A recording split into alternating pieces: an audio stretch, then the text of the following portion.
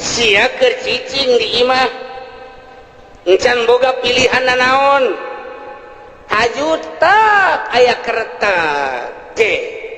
aya eta gembrang-gembrung di ditu naon orkes sama dangdut saha epita mah tamah we tamah kuno nu anyar saha biduana nu anyar ting ting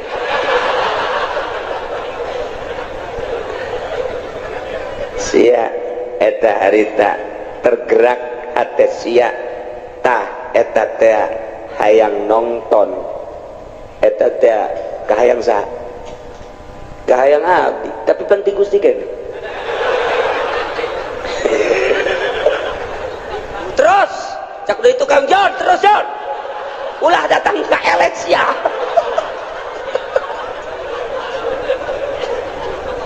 Nabi gak lamun teu dipilihkeun ku Gusti mah tetep bae moal pa Nabi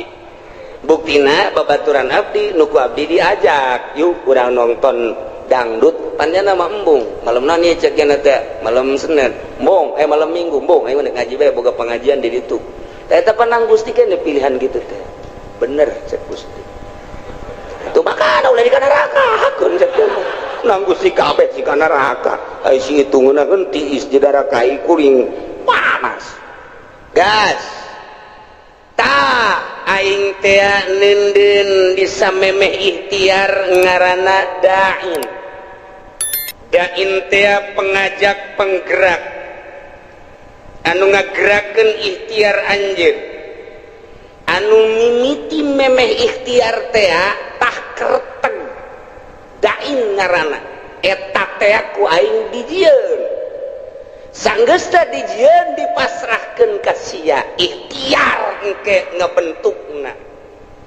tah eta tah jang nempelkeun ganjaran jang nempelkeun siksaan pan aing nyampekeun ka rasul aing pan aing nyampekeun ka wali aing pan aing nyampekeun ka ulama kadenge ku sia di pangajian bahwa ikhtiar urang lah nu urang pamere Allah sanggeusna digerakkeun ku dai da'iyah